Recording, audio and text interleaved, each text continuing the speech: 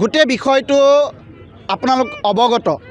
Four-lane দাবী সমিতিয়ে কলিয়াবৰত আজি 3টা বৰ্ষ ধৰি কলিয়াবৰ তিনিআলিৰ পৰা নুমলীগড়লৈকে যোনটো চাৰিলেনযুক্ত ৰাষ্ট্ৰীয় ঘাইপথ ভাৰত চৰকাৰে ঘোষণা কৰিছে নিৰ্মাণ কৰিবলৈ প্ৰায় 7,000 কোটি টকাৰ এটা প্ৰজেক্ট, সেই কামটো তেওঁলোকে কলিয়াবৰ তিনিআলিৰ পৰা বাইপাছ কৰি জখলাবনা বাইপাছ কৰি পেলাই তেওঁলোকে লৈ যাবলৈ উলিয়াইছে। গতিকে ইয়াক আমি আজি 3টা বৰ্ষই আমি বিৰোধিতা কৰি আহিছোঁ। আমি কোনো কাৰণতে এই যি বাইপাছ মানি ল'ব নোৱাৰোঁ। আৰু আপোনালোকে গম পাইছে সিদিনা কলিয়াবৰলৈ অসমৰ মুখ্যমন্ত্ৰীগৰাকী আহিছিল, আহি পাই গোটেই বিষয়টো কলিয়াবৰৰ স্থানীয় বিধায়কগৰাকীক তেওঁ দায়িত্ব অৰ্পণ কৰি গৈছে। আৰু আৰম্ভণি পৰ্যায়ৰ পৰা পাব্লিক হিয়াৰিং হোৱাৰ দিনৰ পৰা প্ৰায় 22 জুন 2023 চন আছিল নেকি, সেই তাৰিখটো যেতিয়া পাব্লিক হিয়াৰিং হৈছিলে, সেই তেতিয়াই কলিয়াবৰৰ বিধায়কগৰাকীয়ে স্থিতি স্পষ্ট কৰিছিল যে কলিয়াবৰ ৰাইজৰ লগত আমি আছোঁ।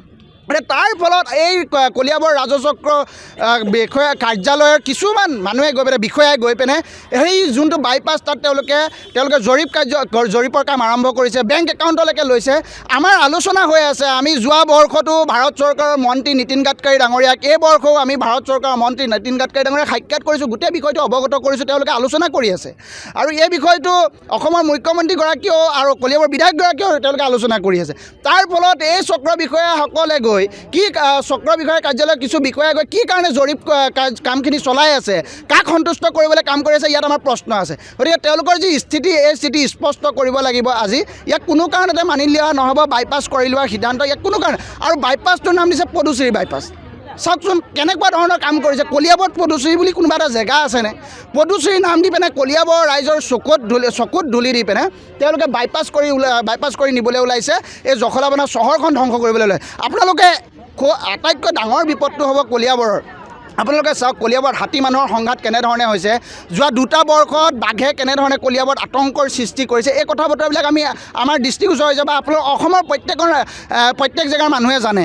গতিকে তাৰ পিছতো বুজি পোৱা নাই কিয় এই ৰাস্তাটো যদি কেনেবাকৈ অচল হৈ যায়, কলিয়াবৰৰ সুৰক্ষা কৱচ স্বৰূপ এই নতুন পুৰণা 37 নং ৰাষ্ট্ৰীয় ঘাইপথটো যদি কেনেবাকৈ অচল হৈ পৰে, তেনেহ'লে কলিয়াবৰ ৰাইজ কেনেধৰণৰ আতংকৰ সৃষ্টি হ'ব আপোনালোকে ভাবি চাওকচোন।